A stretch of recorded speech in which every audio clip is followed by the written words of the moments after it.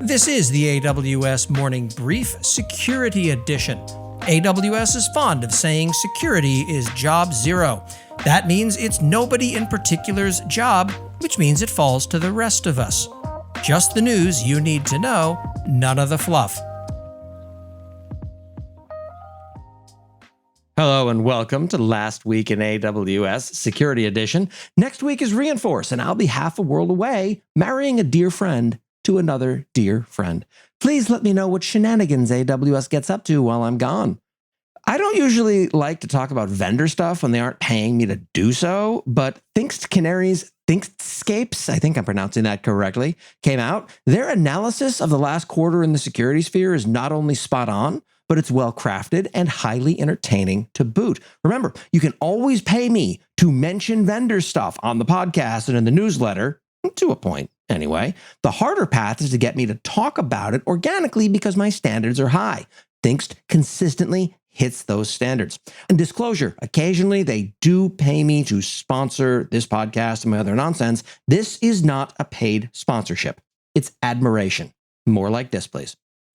In unhappier news, it's been a while since we've seen a strong confirmed S3 Bucket Negligence Award, but Toyota has a massive one dating back a decade. Someone wasn't paying attention when AWS started freaking out about every open S3 bucket and emailing the living hell out of everyone a few years back. Oof. Looks like Google Cloud Squeal product had a vulnerability that would allow an attacker to escalate to GCP control plane permissions. I have to assume that alarms would have gone off everywhere if it had happened because defense in depth, right? Holy, Legion malware expands scope to target AWS CloudWatch as well. I didn't even realize you could use CloudWatch to run containers.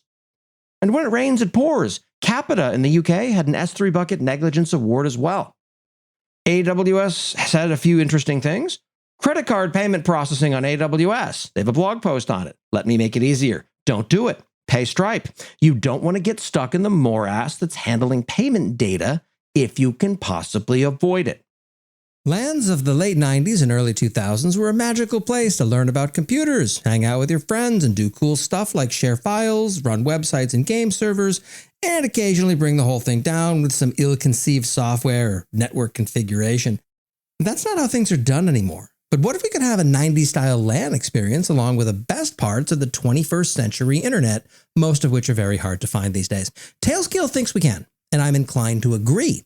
With Tailscale, I can use trusted identity providers like Google or Okta or GitHub to authenticate users and automatically generate and rotate keys to authenticate devices I've added to my network. I can then share access to those devices with friends and teammates or tag devices to give my team broader access, and that's the magic of it. Your data is protected by the simple yet powerful social dynamics of small groups that you trust. Try now. It's free forever for personal use. I've been using it for almost 2 years personally and am moderately annoyed that they haven't attempted to charge me for what has become an absolutely essential to my workflow service.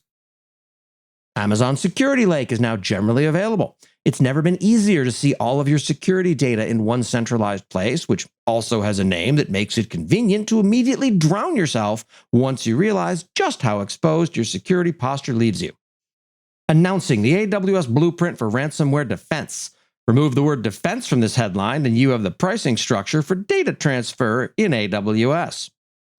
Get custom data into Amazon Security Lake through ingesting Azure activity logs. That'll be super expensive when it comes to egress, because Azure charges a boatload of money, just like AWS does. That pendulum swings both ways, Amazon.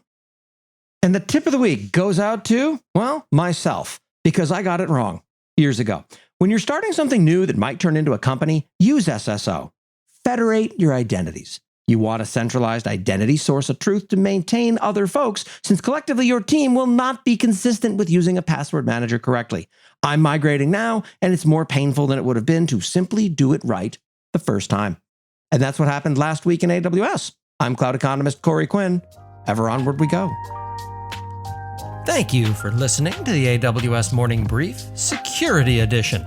For the latest in AWS security that actually matters, please follow AWS Morning Brief on Apple Podcasts, Spotify, Overcast, or wherever the hell it is you find the dulcet tones of my voice And be sure to sign up for the Last Week in AWS newsletter at lastweekinaws.com.